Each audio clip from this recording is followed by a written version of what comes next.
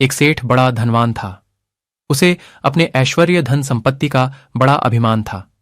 अपने को बड़ा दानी धर्मात्मा सिद्ध करने के लिए घर पर नित्य एक साधु को भोजन कराता था। एक दिन एक ज्ञानी महात्मा आए उसके यहां भोजन करने को। सेठ जी ने उनकी सेवा पूजा करने का तो ध्यान नहीं रखा और उनसे अपने अभिमान की बातें करने लगा।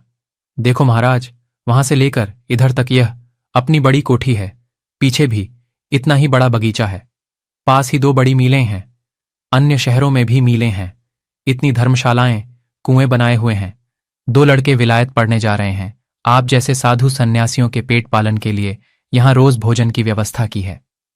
सेठ अपनी बातें कहता ही जा रहा था। महात्मा जी ने सोचा, इसको अभिमान हो गया है, इसलिए इसका अभिमान दूर करना चाहिए।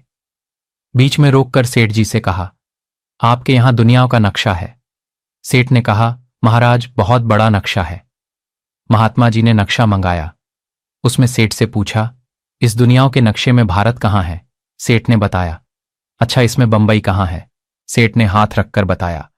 महात्मा जी ने फिर पूछा, अच्छा, इसमें तुम्हारी काठी, बगीचे, मीलें बताओ कहाँ हैं?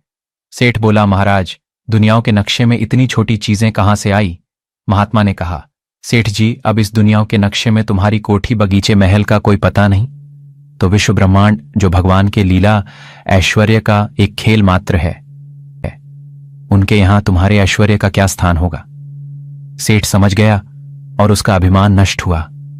वह साधु के चरणों में गिरकर क्षमा याचना करने लगा। थोड़ी सी समृद्धि, ऐश्वर्य पाकर मनुष्य इतना अभिमानी और अहंकारी बन जाता है।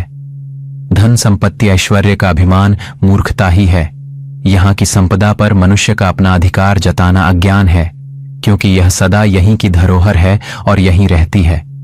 थोड़े से धन ऐश्वर्य पर बौरा जाना पागलपन, अज्ञान ही है।